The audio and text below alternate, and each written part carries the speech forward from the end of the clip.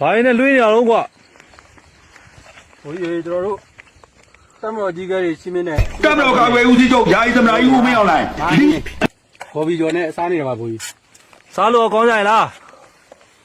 ကောင်းတာတော့ပြောမနေဘိုးကြီးဘော်ဘီကျော်ပြီးရင်ငပိကြောင်းပြီးပဲဟင်းဒီတဲ့ကောင်းတာမရှိတော့ပါဘူးဘိုးကြီး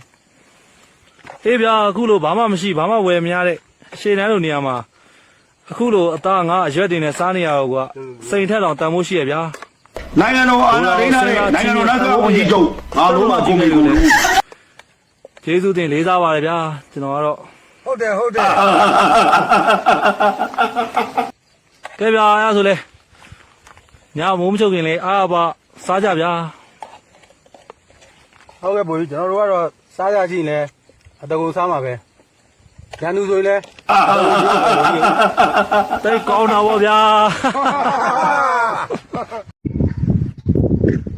ဟုတ်ဘာပေးနေရတော့ ကျမကတိုင်းပြီးထောက်ပံ့ပေးတယ်ဒါဘူးလေ ဟောနေဘယ်လိုခံစားရတော့ ချိန်ကတော့လည်းမပူရအသားငါဆိုလည်းဟင်းဟင်းရတွေလည်းရအခုလိုအသားဘူးငါးဘူးတွေမပြတ်ရတော့ပျော်တာပေါ့ ကဲနောက်ကစိတ်တော်လေးဘယ်လိုခံစားရလဲ ခုလိုမျိုးရှင်းပြတော့ကျွန်တော်တို့စစ်တိုက်ရတာပူပြောပါဗျာ very good ဗျာကောင်းလိုက်တာ